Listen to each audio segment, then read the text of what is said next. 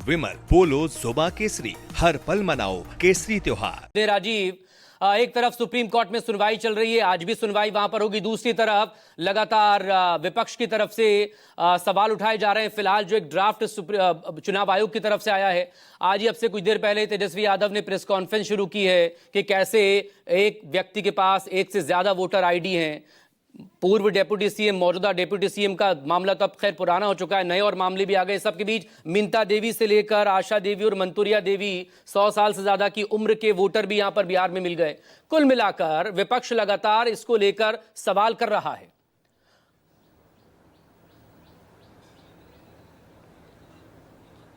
देखिए मकसूद, मैं कई बार कह चुका, आज फिर कह रहा हूं आपके कार्यक्रम में कि मैं तो खुद ही ये जब एसआईआर प्रक्रिया बिहार में जमीन पर शुरू हुई तो उसके पहले दिन से लेकर 15, 17, 18 दिनों तक मैंने बिहार के 15-17 जिलों तक, बक्सर से लेकर किशनगंज तक की यात्रा की, गांव कस्बों से, और मैंने खुद अपनी आंखों से देखा कि एसआईआर बहुत ही खामियों, बहुत ही अव्यवस्था का शिकार है। और जिस तरीके से बीएलओज ने वहाँ फॉर्म अपडेट किए हैं और जिस तरीके से चुनाव आयोग ने उन फॉर्म्स में 11 दस्तावेजों की बात की थी, अगर इलेक्शन कमीशन से ये सवाल पूछ दिया जाए कि आपने ये 11 दस्तावेज क्यों लिखे थे, और लिखे थे तो जितने फॉर्म अपलोड हुए उसमें 11 दस्तावेजों में से कौन सा दस्तावेज या 11 दस्तावेजों के साथ कितने फॉर्म अपलोड हुए, तो शायद उसके लिए आंकड़ा बताना मुश्किल होगा।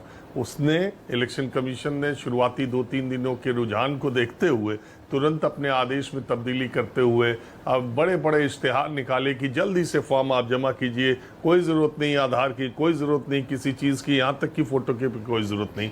ये इश्तेहार निकला था। कुल बात ये है, ये बात सही है कि ये भूल हो सकती है, मानवीय भूल हो सकती है। 1990 डेट ऑफ बर्थ है, 1900 हो सकती है, उसको 124 साल आप बता रहे हैं, या वो 1900 का टाइपोग्राफिकल एरर हो सकता है इतने बड़े में। और ये बहुत सारी जो आपको केस स्टडीज 150 दिखाई दे रही हैं, ये भी हो सकता है, लेकिन है इससे कहीं ज्यादा, मैं ये दावे के साथ कह सकता हूं। अगर ये सारी चीजें हों, ये तो आपको यदा कदा यहाँ वहाँ नेता रिपोर्टर घूम रहे हैं, जहाँ जहाँ मिल रहा है दिखा रहे हैं, तो ये आपको केस स्टडी के तौर पर दिख रही, लेकिन खामियां और व्यवस्था इससे कहीं ज्यादा है जमीन पर, जो मैं देख के आया हूँ। वजह सिर्फ एक है कि इतनी बड़ी एक्सरसाइज के लिए देखो, अगर बीएलओ को समय दिया गया होता और इतना प्रेशराइज नहीं किया गया होता तो शायद इससे अच्छी व्यवस्था, शायद इससे कम त्रुटियों वाली, शायद इससे कम अव्यवस्था वाली, शायद इससे कम खामियों वाली वोटर लिस्ट तैयार होती। लेकिन उनके ऊपर इतना प्रेशर था, वो फॉर्म बंटवाना और फॉर्म को अपलोड करना, इलेक्शन कमीशन को 7 करोड़ 90 लाख वोटरों के फॉर्म अपलोड कराना। एक आप सोचिए, एक बीएलओ 1500, कम से कम 500 और ज़्यादा से ज़्यादा 1100-1200 वोटर उसके रहते हैं। 1200 लोगों को फॉर्म बांटना, और कोई जरूरी नहीं उसी गांव में बीएलओ रहता हो, उसको बांटना, उसको फिलअप करना, उसको अपलोड करना, ये सारी व्यवस्था 1 महीने में करनी थी। कितने लोग बाहर रहते हैं, भीतर रहते हैं, तो और ये प्रेशर, डेली का प्रेशर जो उनके ऊपर था, किसी का नेट नहीं काम कर रहा है। बहुत बीएलओ हमको मिले जो अभी बटन वाली मोबाइल पर ही थे, तो वो कोई डेटा का पैसा नहीं मिल रहा, कोई ट्रैवल करने का पैसा नहीं मिल रहा है, कोई यहाँ नहीं मिल रहा है, बड़ी तरह की खामियां थी। फिर बाद में बीएलओज ने तय किया कि वो पेड़ के नीचे स्कूल पर या कहीं एक जगह बैठ जाएंगे और वहीं पर वो फॉर्म भरना शुरू कर देंगे, वहां पर डिटेल लोगों का मंगाना शुरू करेंगे।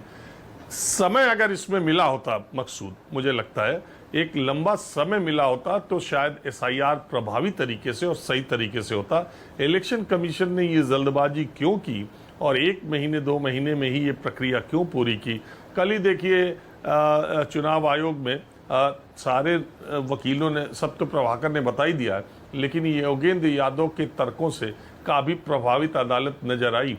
और कल एक बात सामने आई थी कि अगर 2003 में इसी तरह का एसआईआर हुआ है तो चुनाव आयोग उस एसआईआर का निर्देश या आदेश, जो भी इंस्ट्रक्शन जारी किए गए थे, वही ले आके कोर्ट में दे दे और बता दे कि 2003 में जैसा हुआ था वैसा ही 2025 में हो रहा है। तो अब बहुत सारी बातें हैं। योगेंद्र यादव ने बहुत तकनीकी पक्ष इसके उठाए थे, जैसे उन्होंने कहा था कि वोटर लिस्ट फ्रीज हो जाएगी नॉमिनेशन डेट के 1 हफ्ते पहले, और उसमें अगर कोई आदमी चुनाव लड़ने जाए तो वो अपने को कैसे दर्ज कराएगा, यानी ऐसे आदमी को आप चुनाव लड़ने से रोकना।